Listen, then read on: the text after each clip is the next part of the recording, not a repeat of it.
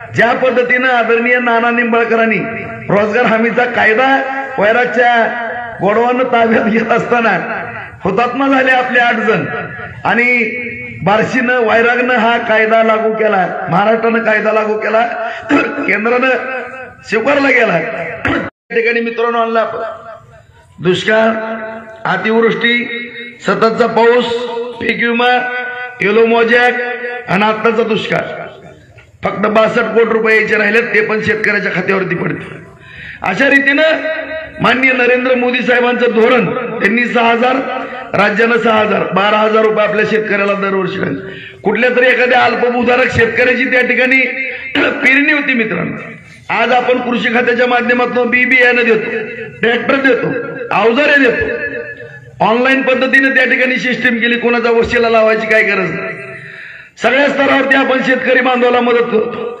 आज जिल्हा मध्यवर्ती बँकेच्या माध्यमातून सुद्धा तुम्ही माहिती घ्या, या वर्षीची 1900 कोटी रुपये या जिल्ह्यामध्ये शेतकऱ्यांना वाटप केलं, कर्ज वाटप। नाहीतर पहिलं सगळं मोठमोठ्या उद्योगपतींना पैसे जायचे, परंतु या ठिकाणी सोलापूर जिल्हा मध्यवर्ती बँकेवरती माझ्या विनंतीवरनं फडणवीस साहेबांनी प्रशासकाची नियुक्ती केली आणि त्या प्रशासकाच्या माध्यमातून बार्शीच नाही, संपूर्ण सोलापूर जिल्ह्यातल्या शेतकऱ्यांना 1900 कोटी रुपयाचं शेतीचं कर्ज वाटप केलं। कुठल्याही शेतकऱ्याला आपण लढून देत नाही, संपूर्ण शेतकऱ्याचा विचार करून आपण या ठिकाणी काम करतो।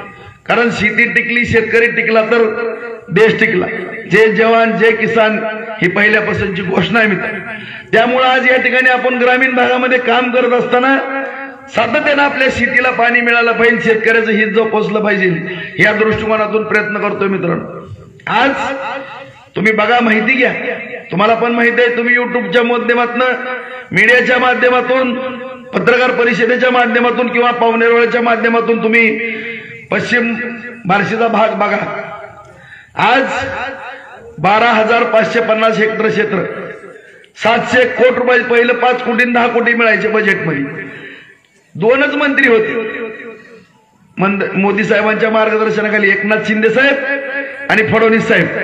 तेवढ्या ह्याच्यात मी मंजुरी घेतली 700 कोटीची, 700 कोटीवर सही घेतली, ते जलसंपदा खातं त्यांच्याकडेच होतं। मंजुरी घेतली, निविदा काढल्या 350 कोटीच्या, सगळं काम चालू आहे, जाऊन बघा दुसरा टप्पा, सगळी काम बघा, 70% काम पूर्ण झालेलं आहे। 60 पोकल्यान तिथं आत्ता चालू आहेत, 60 पोकल्यान युद्ध पातळीवरती काम चालू आहे उपसा सिंचन योजनेचं, लय झाले 1 वर्षाच्या आत पूर्ण होईल।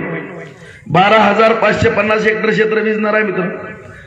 ते पाणी पाईपलाईनद्वारे देतो आपण, त्याच्यातनं काय पाण्याची बचत झाली म्हणून मी 3रा टप्पा त्या ठिकाणी सर्वे करून तयार केला।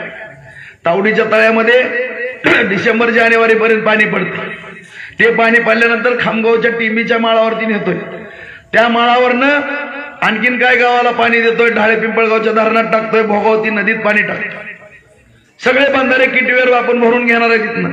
6000 हेक्टर जमीन आणखीन नव्यानं भिजणार आहे, ते 3रा टप्पा मंजुरीच्या प्रतीक्षेत आहे, तोही लवकर मंजूर होईल।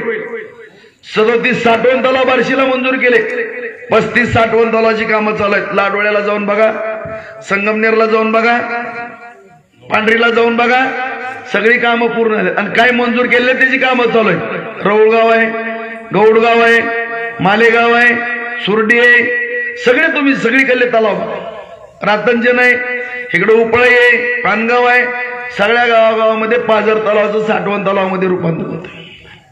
आणि अशा रीतीनं मी 101 साठवण तलाव पूर्ण करण्याची प्रतिज्ञा केली। ते साठवण तलाव नागझरीवरचे बंधारे किटवेर, भोगावतीचे किटवेर, घोरवड्यावरचे किटवेर, साठवण तलाव आणि हे उजनी उपसा सिंचनचं पाणी तुम्हाला मी लिहून घ्या, माझ्याकडनं लिहून, 1.5 वर्षामध्ये 50,000 एकर जमीन बागायत केल्याशिवाय राहणार नाही पट्ट्या, तुम्हाला सांगतो, लिहून घ्या। आणि 6 वर्षामध्ये 1 लाख एकर जमीन बागायत करणार आहे मित्रांनो, 1 लाख एकर टार्गेट आहे माझं। कारण या ठिकाणी माझा होरपळलेला शेतकरी, कुठलाही शेतकरी पाण्यापासून वंचित राहता कामा नये आणि अशा रीतीने या ठिकाणी आपण तालुक्याचं नियोजन करतो। आज 2,500 कोटी रुपयाचा निधी आपण बार्शीला आणलेला आणि त्या निधीच्या माध्यमातून ही सगळी कामं चालू आहेत।